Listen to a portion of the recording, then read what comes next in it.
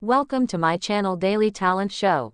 Inside the tragic life of TV talent show starlet who left home aged 10 and never came back.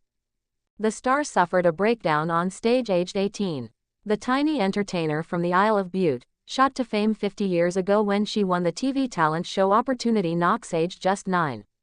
Lena went on to perform for royalty, a U.S. president, met Frank Sinatra and even had her own primetime Saturday night show before the extreme eating disorder prematurely ended her life when she died aged just 35, weighing less than 4 stone.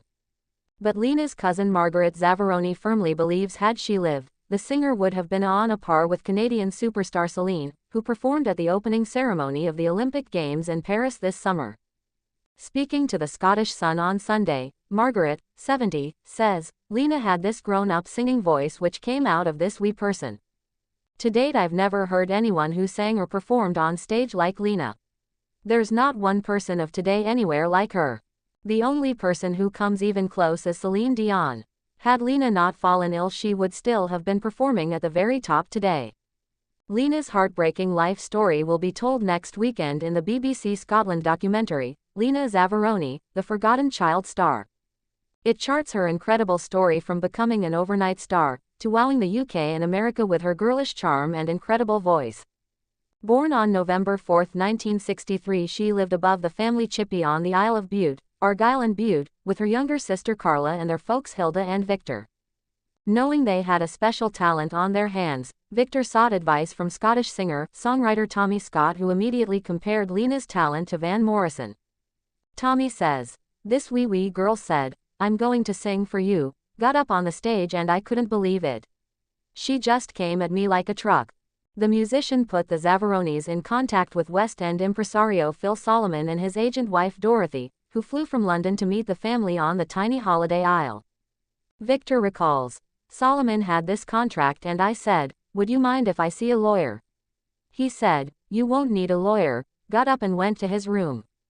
But my cousins all said, 'Are you sure you're doing the right thing there, Victor?' So I signed it." Cousin Margaret remembers excitedly waving Lena off at the ferry terminal, not knowing that the schoolgirl, who wasn't even in double digits yet, would be leaving her home for good. The married mum of one says, "We thought Lena would be gone just for a few days. The only way me and her sister Carla would get to see her again was on the telly or when we'd go to her shows."